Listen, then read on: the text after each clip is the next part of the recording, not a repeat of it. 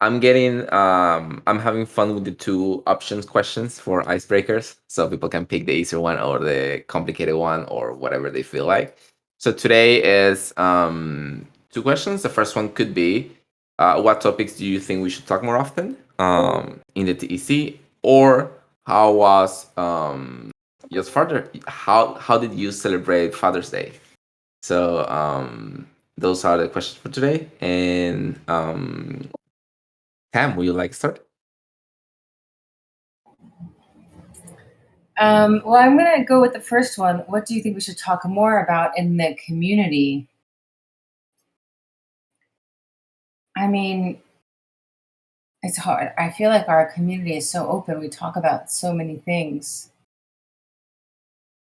I don't know what we should talk about more. I don't know. I mean, I think that one of the things that I like most about the TE community is so much of the education opportunities. So maybe I would say, more um, practicing of the things that we've learned, and or more education, only because I think that the kinds of education in terms of gravity, TEC labs has been really, really cool. And I know that we had some idea of maybe having something in Communitas around mental health and well-being. So maybe it's something that fits there. And I'll pass it to LBS. Let's see. I think I'm having a slow brain day, so I'll answer the second question. Yeah, I just like gave my dad a call. He was definitely like around when I was a kid, but not super present, like emotionally. And now that I'm an adult, we've built a much like closer relationship that I'm super grateful for. And so it was a joy to like call him, and I missed him because he was out, running around doing his like hunting, fishing, hiking, whatever thing that he likes to do. And so I just left him a really sweet message and told him that I loved him and that I was thinking about him and that I hoped that he was out like playing somewhere. And then he called me back like later that night and we just got to catch up really shortly. Yeah, it was just very sweet and nice. I think I'll pass to Bear 100.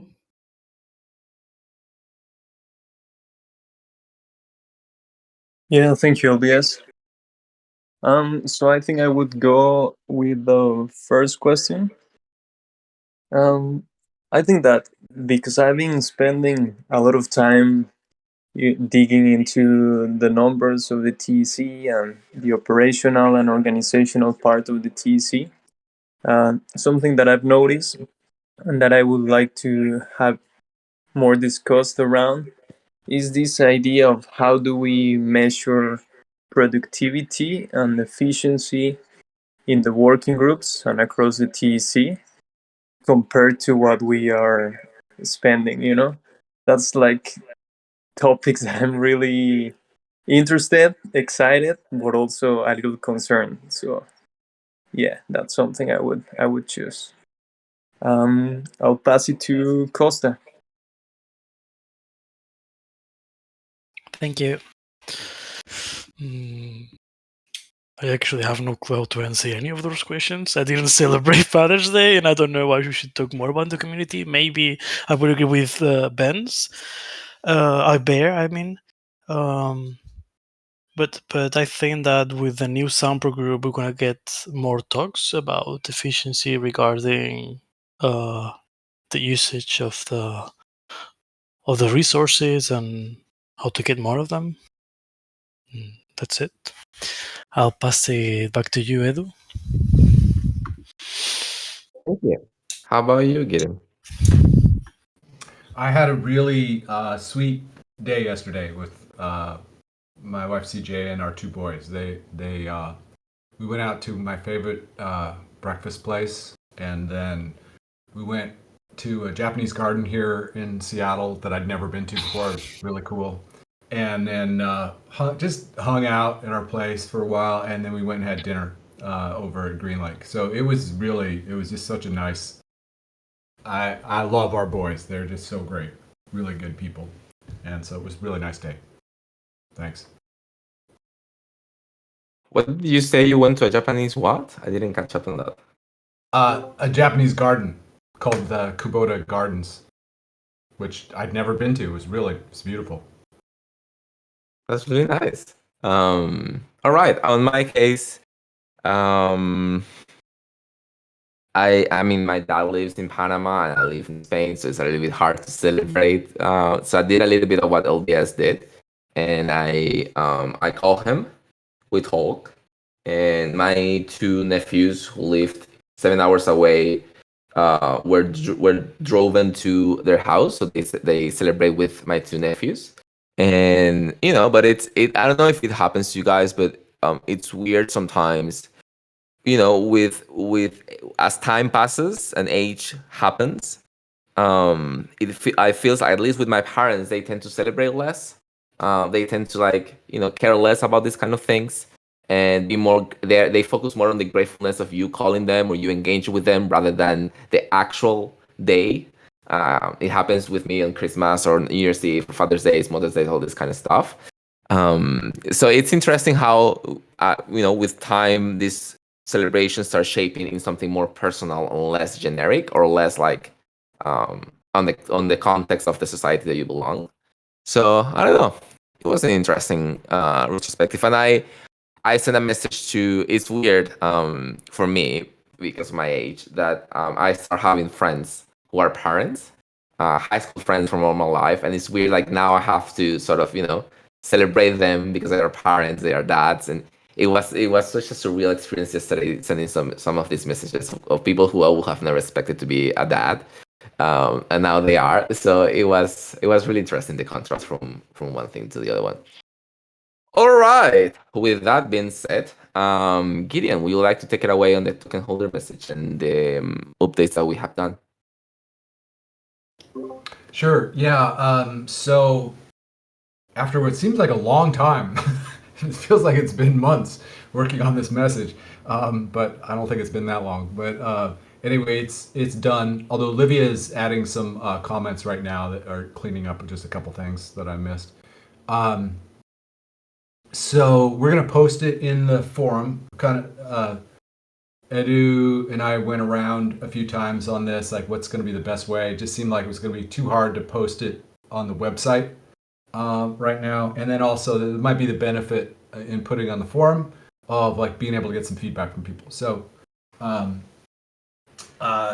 won't restrict it to just token holders, but that's okay. So we're gonna do that, and then Tam and I discussed like who should this be from. We both thought it should come from the stewards as a whole. So I'll post it up there, but I'll try to figure out a way to sign it so that it's obvious that it's from the stewards. And I just posted in the stewards channel to just make sure everybody's cool with that. And then starting tomorrow, Eduardo is going to begin the outreach process of just doing direct outreach through DMs on Discord and on Telegram. And I think then we're done, unless we start getting a lot of feedback on the forum. Which highly unlikely to happen. Well, you never know, but I feel like with the latest stuff, it's highly unlikely. So I also talked to Tam about picking people. Like, that sounds so weird. To some of, like, Griff, Tam, Livy, to handpick some people that they have built a relationship. I think it also happens with you, Gideon, if you see some of these names that you think you have interact more often, to just put your name on the spreadsheet. I think, Costa, if you can prepare a page within our outreach campaign spreadsheet, a page dedicated for this with the token holders information, and then we will have this ready by tomorrow, and then anyone can add their name to that column, and we will not outreach that person, so we will wait for you to do that, and that will be what we will do. Is there any feedback on this, comment, doubt, suggestion before we move on?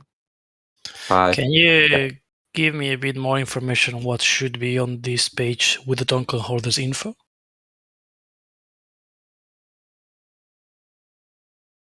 Yes. So on the screen, usually, and this is for everyone. So on the screen, we usually have, for example, you have all the tabs on the bottom that are different outreaches campaign that we have done before.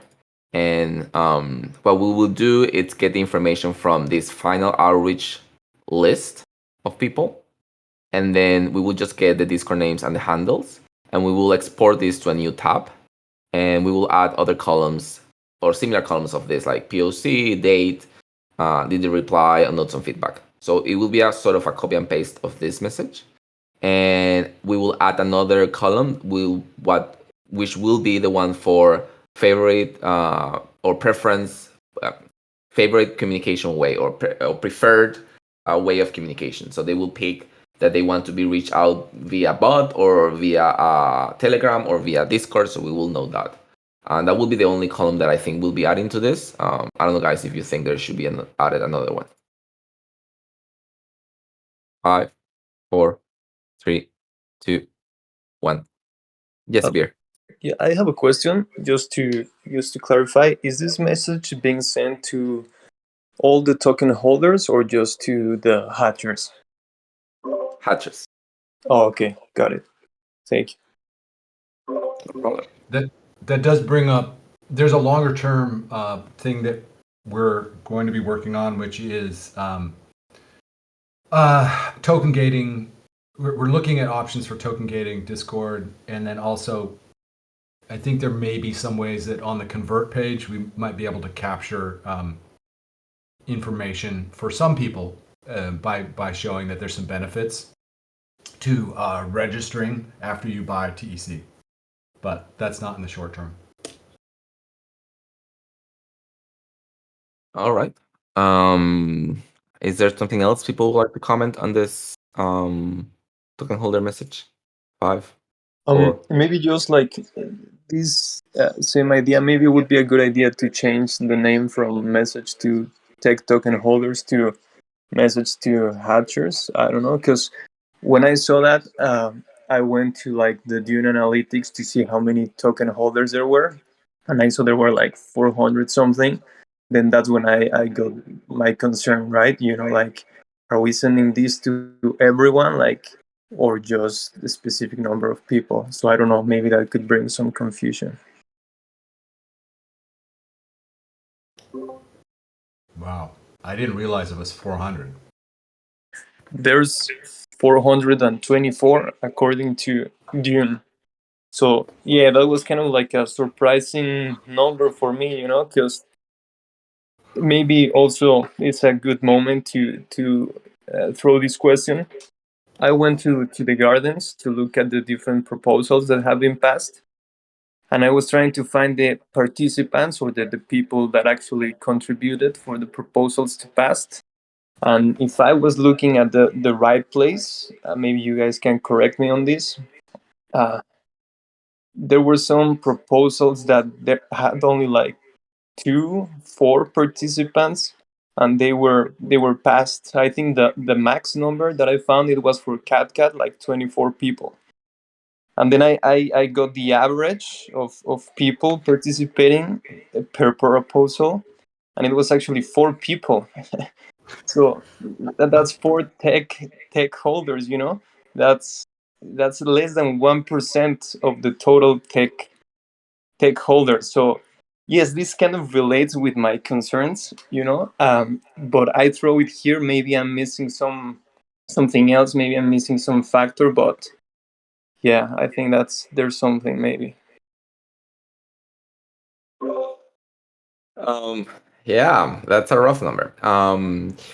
In general sense, this is not an excuse, but in general sense, there is a voter apathy. It happens across many communities. I think right now I've been trying to think on this. I really don't know how to capture these other 200 people that are not hatchers. I really don't know. The only way probably would be sorry, I go always back to that. The only way I can think on something will be the praise system, because I think a lot of token holders are part of that because they receive the praise, and therefore they are TC token holders. But I don't see any other way we could gather those people. So it's open floor. If anyone has any suggestion how we can send this message to the rest of the 200 plus people that we are missing out from this hatch outreach.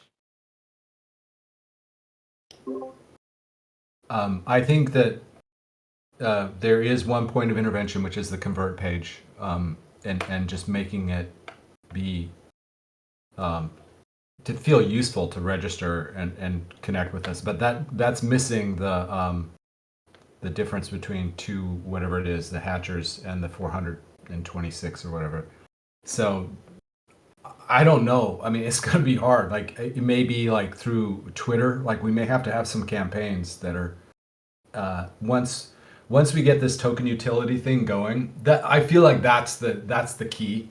Is like right now, why would I register? Why would I log in? Or why would I like say who I am?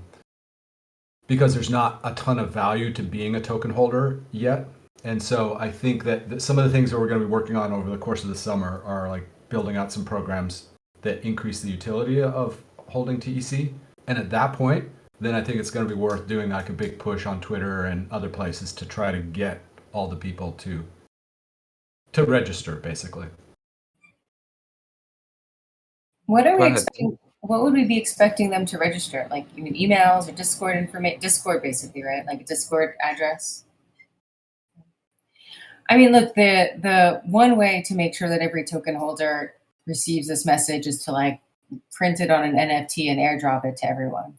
I think that there's always going to be a group of token holders who want to remain anonymous and who aren't very interested necessarily in identifying themselves either through a Discord handle or through an email address or through Telegram or any other platform. But I also think that's okay. I don't know that our goal has to be to get this message to every token holder. I think this goal should be get this message to, I think the hatchers are important because they put skin in the game. And I would say, either through effort or through capital. And I'd say, I think that would be a nice group. But and then I'd say it's also PR what the TEC has accomplished. So it's also non-token holders that we want to make sure know what the TEC has done. So I think the token holder letter is like, how companies publish their stockholder letter, like here's all the stockholder. I feel like that's what we're doing, and we should just publish it to all our token holders, and that on Medium, and that's our letter to token holders, and have a nice thread that complements it on Twitter. I think Tam mentioned something that just two things that struck chord on me. The first one is something that you have been trying to do, Gideon, but in a different way, which is the NFT thing. But this is if we should just airdrop a pop or something to token holders with a link to the forum post, and that's just enough, and that doesn't take much. It's just a pop that we airdrop or something along those lines. It will take 5 minutes or 10 minutes to us later to design a simple TC pop to just send across these 400 something token holders. I think we can dedicate this week to hatchers, and then the next week we can just airdrop this to people. The other thing that and I think maybe I'm completely wrong, but I have not heard about an organization using airdrops as a form of communication to their token holders. That seems quite an interesting thing. We are talking engineering companies, so engineering DAO, so it feels like something interesting to try it out. Just as a seed thought, it could be really interesting to use this as a form of communication, which doesn't seem to have a huge effort behind it. It could be very simple, and it could be really powerful at the same time.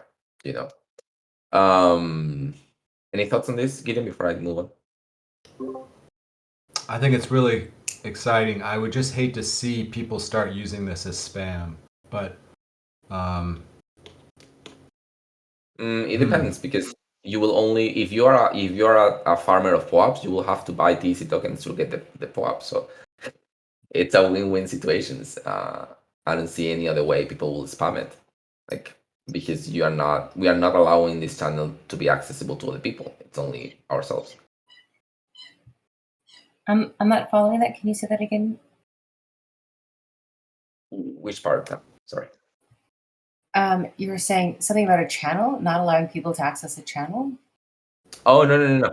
I'm saying like using POAPs as a form of communication, or that for that matter, an NFT to a form of communication for very important communications to token holders, not only hatchers, could be something really interesting. And then getting commented on using as a spam or something along those lines, and then I respond that it will be quite tricky for anyone to use that as a spam. And if they are farmers of POAPs, they will have to get access to the TEC tokens in order to receive the POAP. So it will be a win-win situation for us. Don't you have to claim POAPs? You can't airdrop POAPs, right? The token holder has to actually claim them, right? You have to airdrop and then they claim it. Yes. But how do they get the notification? I've only seen where I have to, like, I receive a link somewhere, then I have to click on it or I scan something. Like, I've only seen where I have to actually go to the link. Yeah, so there are some websites you have to be subscribed to them to they let you know when you receive a new pop-up. But in general, we can just use a widespread communication across Twitter and so on, saying, "Hey, we have airdropped to token holders this. Make sure you read it," or something like those. But we can't airdrop the POAP, is what I'm saying, and there'd be a cost to the NFT. I'm just saying we can investigate it. I'm not sure it's the best use of resources, but there'd be some cost to minting an NFT and then airdropping the NFT. But then for the POAP, I don't believe you can just input a list of addresses and send POAPs. But I could be wrong, actually. I'm not 100. I'm saying I don't know. I've only seen where I've had to actually claim it in order to have it, in order to acquire it. I have seen different use cases, but yeah, we can dig into this. This is just a seed thought about how we can sort of have this as addressing bare 100 concerns about how we have low participation, about 400 people, only 4 people of them are the average governance users. So how we can get those numbers a little bit up, besides the efforts that we are doing in our community. So yeah, kidding.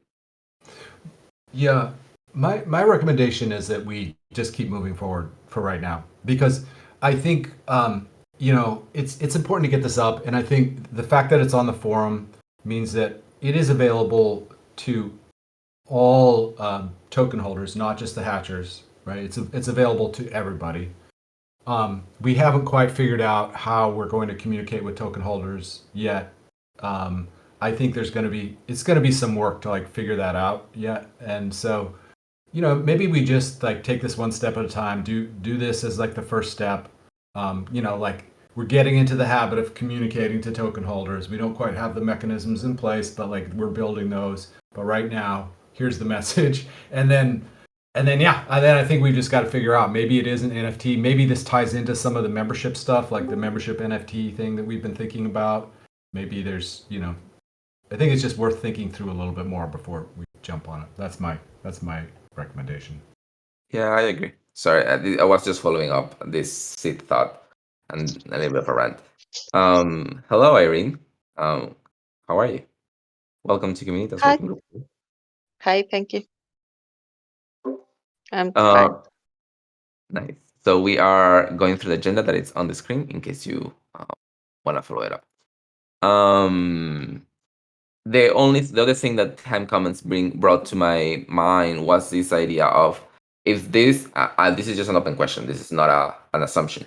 If there are hatchers who have sold their tokens, should we still send them the message? This is an open question. Or no one cares about that, and we will still send the message. Okay. All right. Does anyone have any other comment regarding this? 5, 4, 3. I think you should send it, to everyone. Maybe they, based on the message, they decide to buy back tokens. Who knows, right? All right. I agree. Okay. That will be all on this topic. So the next topic of the agenda is the proposal for funding for Communitas Working Group. It's up on the forum. There was only one comment from Septimus. He mentioned that we have still, everyone can read here, but basically that we still have 12K on the multisig, and that we should request $7,000. I responded to him only mentioning that that this proposal is from July onward, and that the a part of the remaining 12K will be to cover this month, and then what is left. I don't know how to handle this. I don't know if to wait until the last. I mean, we can wait until the last week of June. Just request, ask the folks from Communitas to request a little bit earlier so we can submit the proposal in a way that it will reflect what is left on the multisig, so we can make it smaller. I don't know, guys. Tam, what do you think about this, or any other comment regarding this proposal? I guess from what I saw, it seemed as if we already had allocated that budget. I mean, for June, so I think it makes sense to go forward with July. I thought your answer was fine. I don't know that we needed to change anything. My question would be because there will probably a remnant from June, because I don't think we will spend the entire 12K. So my question is, shall we wait until the end of June so we can actually make it an exact amount, taking consideration the amount that will be left on the multisig? I wouldn't wait, because we don't know how long it'll take to pass. Okay. And I don't think the difference is going to be that large. We can maybe take an estimation and change a little bit. But I don't think the difference is going to be large enough for us to wait 2 more weeks. Okay. Sampo, Gideon, do you have any comment on this? I'm becoming the embodiment of Sampo, huh? I don't know. I mean,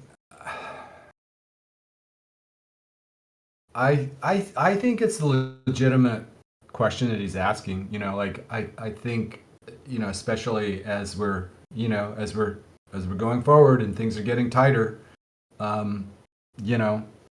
So is what you're suggesting here is that it's 8K, it's 8,000 XDAI that is the difference? Am I getting that right? Yep. How much is left right now? 12K. Oh, it's 12K is left, and 12K is what you're anticipating we'll spend in June? No, I have no anticipation about how much will be spent in June. Oh. I think that might be a reasonable thing, is to just do an estimate of how much you think we'll spend in June, and then say, you know, here we think we're going to spend 6,000, and we can either tack that on. I don't know. I would acknowledge like what we think that we're going to spend in June, so that it's clear like what will be left over. Okay. Does anyone else have any other suggestion regarding this? 5, 4, 3, 2, 1. All right. We can talk about this, Gideon, in our sync and see how we do this.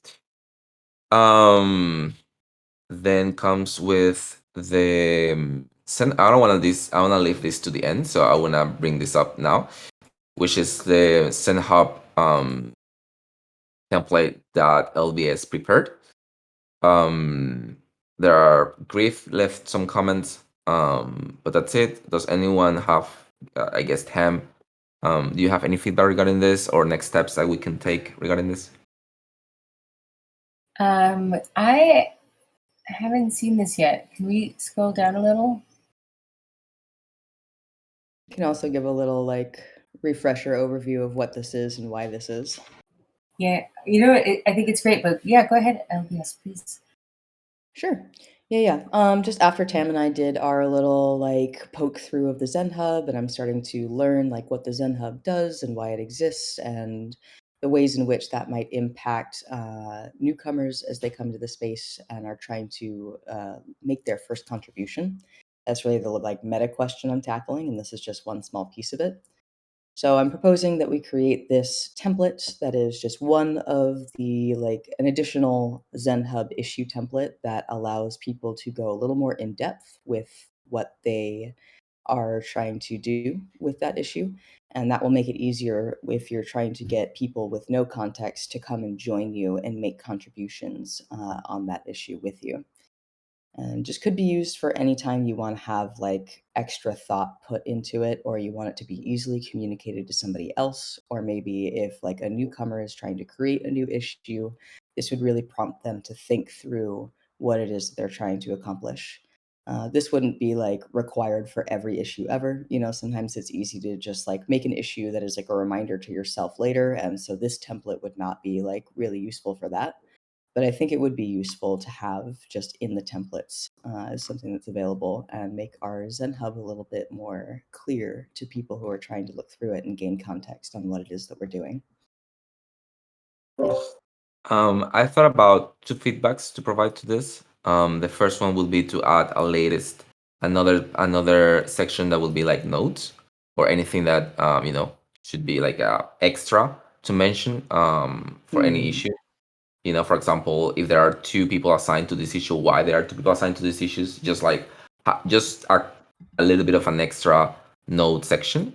And maybe at the very beginning, just have some kind of general link or something like, hey, if you are a new contributor, this is a link, or like a sort of a small note left for people to just know the thought behind this, or how do you send hub. I don't know. Just that was the Yeah, only two things I could think about.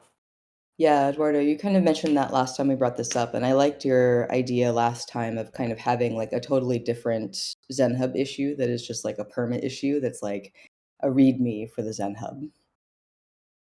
And then that would have like a document that you could link to that would explain like all of these different fields and why they're important and how you should use them and how you should engage with the ZenHub. Yeah, completely. Go ahead, Tim. So I do have some thoughts. When I look at it, so the ZenHub issue has gotten less, has been simplified kind of intentionally, and I wonder if it's worth sharing why it is. Sweetheart, can you close the door? Why it is become so simple is sorry about that. In the background, that's a dog and my daughter playing together. And when I look at this, I love it, but I also feel that it's even as simple as it is now, with just asking for people to just asking people to sort of identify like a title, and if there's anything else to add, basically like subtask, what actually is expected to be done, you're getting and some. Yeah, you're cutting in and out a bit. Yeah. Oftentimes, it's not. I guess I'm at making.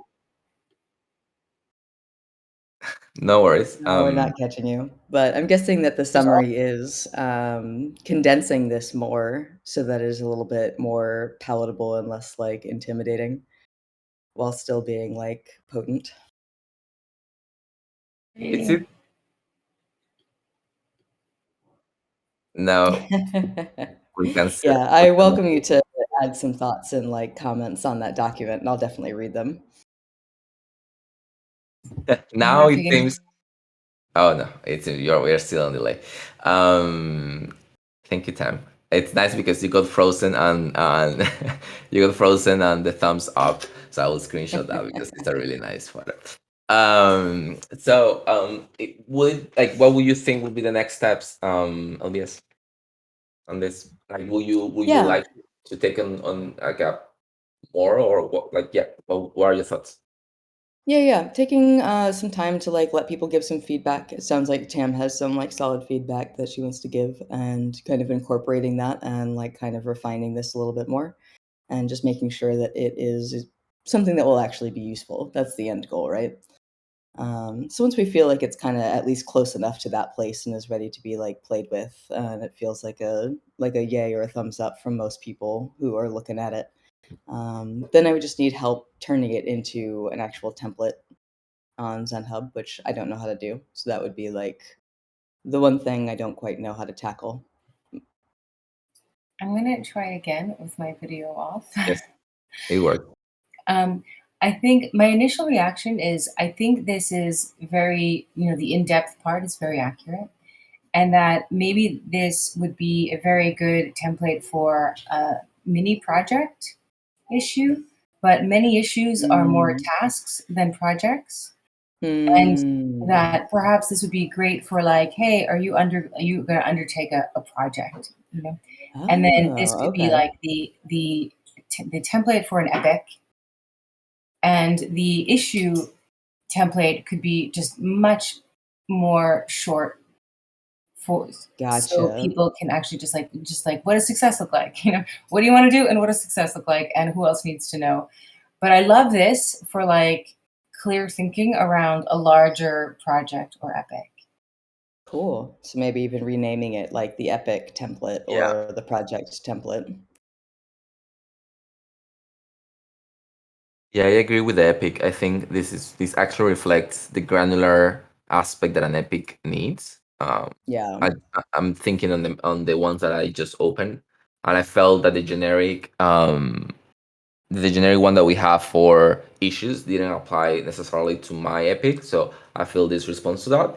And my other suggestion would be like, is it possible, Tam, to have, for example, a setup of I know it's possible, but I don't know if it fits the coordination layer to have like, for example, a template for newcomers, specifically a label template for newcomers, a label for issues, and sorry, a template for issues and a template for epic. So we have these three different templates that people can pick.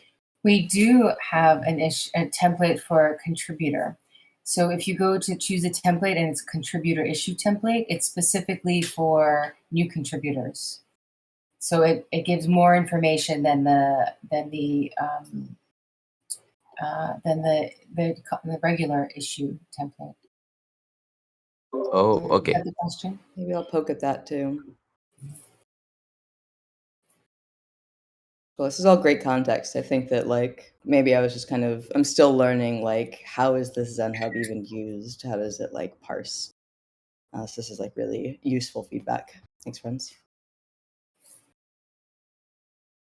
And this is really great. Thank you, LBS, for putting Yeah. the time and effort into this. So, Tam, to me, it opens the one that says for contributors. So this is the one that you said it's for newcomers, right? Well, if you open it up, I don't know if you want to even try to share my screen right now. Yeah, so you can see it's a different format, and it's really sort of like, hey, are you volunteering? Your volunteer can be rewarded with praise, and here's the, exactly there, right? So it gives you a little bit more context for a new contributor issue. So as we can differentiate between like, hey, if we want additional information to somebody who found GitHub or our ZenHub and wants to jump in and find something. So these issues should be labeled, or you can see that by the template, they're automatically labeled for contributors. And so it Shall gives a we? little bit of context. So it will be fine if we just, for example, the default template, full template, new contributors, and epic template. Okay, I got it. Sorry, I was thinking a lot. Yeah, cool. Go ahead, Luis. Yeah. Just this is definitely something that I saw and like looked at, and I think from the perspective of a newcomer, if I think of myself as a newcomer, I'm not thinking of myself as a contributor. So for contributors is kind of vague and like misleading for me. And then I also think trying to like jam a bunch of information about how things work into this template can be a little bit like confusing as well. I think if I were to see like my ideal version of this, there would be like a README that just kind of always exists and is easy to be directed to. And like there's a link to it in like the newcomer resources. And so you do the README, it tells you like, hey, here's how we use ZenHub, here's how the flow goes, here's how you can get rewarded by praise if that's a thing that you're looking for. And then here are the types of templates that exist. And then it might be nice to have like an epics template that goes more in depth and like allows people to really give you an overarching sense of what it is that is trying to be achieved. And then there's an issues template that is for smaller like pieces of those epics, and maybe even like an in-between step of like a project template if that makes sense for the way that things work here. But like not trying to put that like learning information in the template itself that like shows up every time whether you're like new or not, and just having templates that reflect the type of information you're trying to communicate as somebody who knows what's going on, and then having all of that like information be directly funneled to newcomers in the form of like resources in the README. Check. Any comment, Tam? I think you are still having issues with your mic. So I will, yeah, go ahead. Yeah, I think they're very, very, all of them are very good points. What I There's really nothing like, I disagree with. Yeah. what I really like from this time, this, I don't know who created this template. It's the simplicity of the second part. It sets the expectation very clear from the very beginning. So I think this is something like we rarely see in our documentation, that I would like to emulate this template more often. But that's it. So praise to whoever created this template. All right. Does anyone else have any other comment regarding this? 5, 4, 3, 2, 1. All Well, right. I'm Yeah. just going to add because what you're highlighting is actually important, and I love the idea of changing it to like newcomer instead of for contributors to be more identifiable with somebody who's stumbling upon it.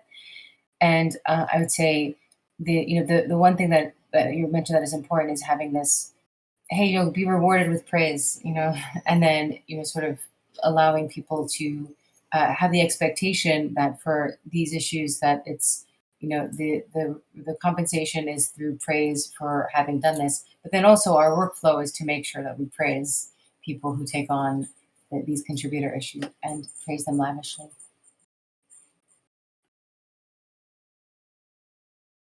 All right. So the other topic on the agenda, Gideon, what is a community member? Yeah, good question. Hold on just one second. Let me find this page that I was looking for. Okay, so the thing that we've been talking about for like the last several months is this very question of what is a community member, right? And we've been thinking about less philosophically, really, more in the sense of like what are the check boxes that we would like people to be able to check off, and so that we can say like, yeah, okay, this person is a community member. So what we've I think pretty much agreed on is that it's activated on praise.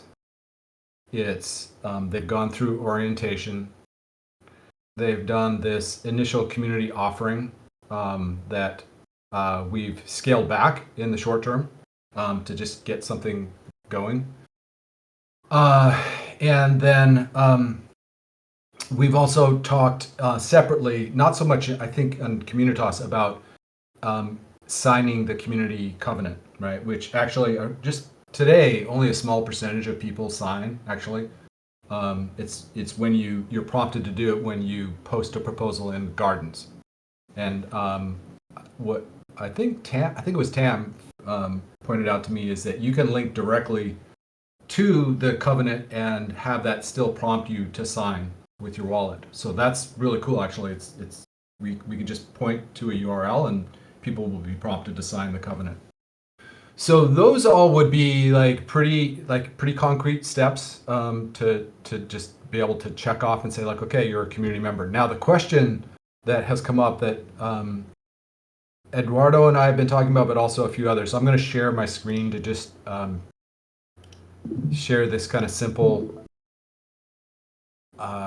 Is this showing up? Yeah. So and I've talked with Tam about this too.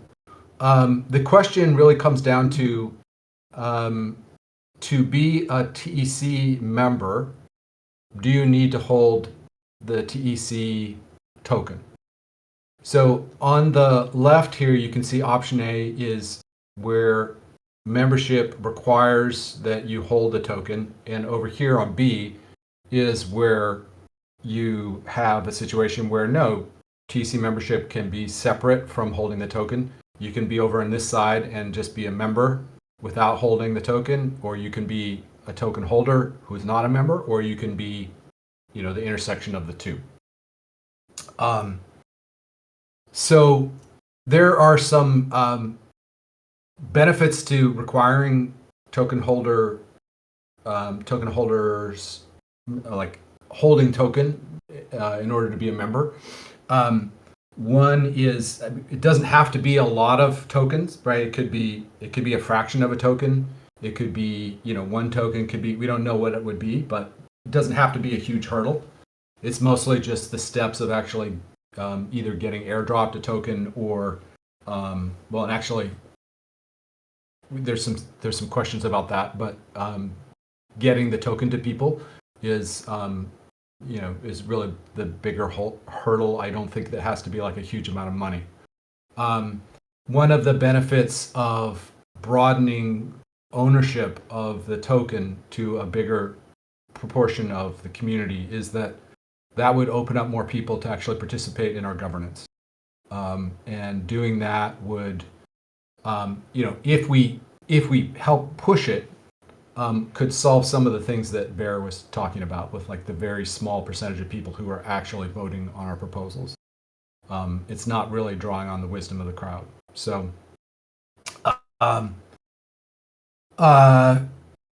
doesn't solve all those problems. There's details like about concentration of, like how many tokens you have actually has an impact on the voting. So it's not like one person, one vote, but it would help move us in that direction. It would also then allow us to do some interesting things like actually issuing an NFT for somebody who is a member. And this is the thing that Eduardo and I have been talking about is that if we had an NFT for membership, and maybe that's like updated every year, right? So, or every season, hard to, we'd have to figure out exactly what that means. But that would also allow us to do some interesting things in terms of the token utility. Because in order to get this NFT, you would actually have to hold the TEC token, at least some nominal amount. And then maybe you would have access to special programming that's in the Discord and other types of services that are only available to members, right? And so I'm distinguishing if you look at this over on the right, we could have those programs be accessible only to token holders, only to TEC members. That's in this model, or some intersection of the two. Or if we went this route, it would basically say like, hey, this channel is restricted to members, and in order to be a member, you have to hold a token. So there's some benefits to doing that. The one on the left in terms of simplicity, I think, and driving the purchasing of the actual token. But I'll stop here because I feel like I'm kind of like droning on. I can feel it myself. So I'll stop and open for comments, questions. LBS, it sounds like you got something. I just want to comment briefly, just to note on what Gideon mentioned, is the fact that even if the part A seems a little bit harsh, if you go through whatever all the list of things that he mentioned, that were part of becoming a TC member, which was community offering and so on. By going through those stuff, you will get the token, the TC token, because you will receive praise by engaging in this whole stuff. So it's a full circle thing, because you are holding. In order to be a TC member, you have to embrace our cultural governance and any other layer that we have. So being a TC member, meaning you embrace these layers and you are part of them because you went through a process that actually makes you be part of those layers. And therefore, accessing the TC token, even one TC token that you will get from Praise, 0.01 or whatever amount it is, means that you are actually gone through that. So that's it. I just want to comment that. LBS? Yeah, that's good context. Yeah, I think my thought here is a good question to ask yourself would be, what is a TEC member? Is a TEC member somebody who has just like joined the space and is kind of like getting their footing underneath them, like has access? I put a little thing in our chat. Like they are praise activated, they've signed the community covenant, they have necessary access to like all of the tools and platforms that they're expected to use. They've attended an orientation call. They have access to like the weekly newsletters and updates and stuff like that. And then I think if you are expecting, like, if the answer to what is a TEC member is somebody who is like a part of the governance experience, who is voting on things, then you also need to provide them a bunch of information in the form of resources that explain what those governance processes are, how they're expected to engage with them, and why it is that we're expecting somebody of like a membership level to be engaging to that degree. And if we don't make those things accessible to those people, then it will be very frustrating, or you'll just miss out on them anyway, and you won't actually drive engagement upwards. Um, and then knowing that, like, if you are praise activated, then you're automatically like you've started engaging in like receiving TEC tokens. And so you are like becoming a holder simply by having your praise activated and getting like praised at least once. And then there is kind of like a future interesting thing there of like, cool, we like want people to be voting who have like shown up enough in this community to have received like 2 praise tokens worth of praise, and that like shows a level of engagement in the community and therefore a level of like understanding of the process and the like community well enough to be like, yeah, we want to hear your opinions on these proposals. Yeah, and it's just, it might be interesting to just start with like option B and kind of let it be a little bit amorphous as we're still figuring out like, does being a TEC member mean that you've just joined the TEC and maybe you haven't even made a first contribution yet, but you're like all prepped and you understand what's going on? Or is being a TEC member more like, yeah, you are like an active contributor and you've made it to that place of starting to like contribute? Just something to think about. So we want to bring this to the Steward, so we also receive this feedback from them. On your point, LBS, I think I wanted to think, and maybe this is too far from realization, but I wanted to think that if we are a token engineering community, the way we access the token is also a token engineering system in itself, in a way. Like you have to be part of the cultural layer, you have to be part of the governance layer. Like for me, it's like sort of this narrative of token engineering actually embracing this as a narrative for our entire organization, not only some parts of it. So for me, that's why it's so important, this concept of being a TC member give you access to the TC token, but having the TC token doesn't mean you're a TC member. And being a contributor, even if you're a contributor, doesn't mean you understand, because my issue comes with the fact that you can be just someone who comes from the bounty that you saw in the work and you contribute to translation, but you have zero context about anything else. So you just came for the profit. You just came to get some money and that's it. Because you didn't you will get TC tokens, you will pay in TC tokens, but you're not a TC member. You know what, like, or maybe you are. So this is the conversation we want to sort of drive and understand where we fall in. We have 1 minute left. So anyone else wants to comment on this? 5, 4, 3, 2, 1. Just one quick thing. Actually, I think it's really interesting to think about governor as like a separate category, like above and beyond a member. We'd have to but I think that you're right, LBS. Actually, that is an honor. Like that is like there comes a lot of responsibility for that. So building maybe some separate category is interesting. I think it's worth looking at it. Yeah, and I popped some more notes into this Communitas chat that opens up within this video call. If you haven't explored that new feature yet, you can always go up to the top right-hand corner and there's like a little message bubble icon that you can click on. Thank you. Yes. Any last comment? We are at the top of the hour. All right. Thank you so much, everyone who engaged today. Sorry, Irene, I don't know if you had any question, but if you had any or you were confused about any of the things we talked today, please send me a message and I can put you up to date. Thank you so much, everyone who joined today. I thought this was going to be a very short call. At the end, it didn't. We always have something to talk. So thank you, everyone. Take care, and I hope to see you next Monday. Bye-bye. Bye. Thanks, Eduardo. Thanks, everyone. Thank you. Bye.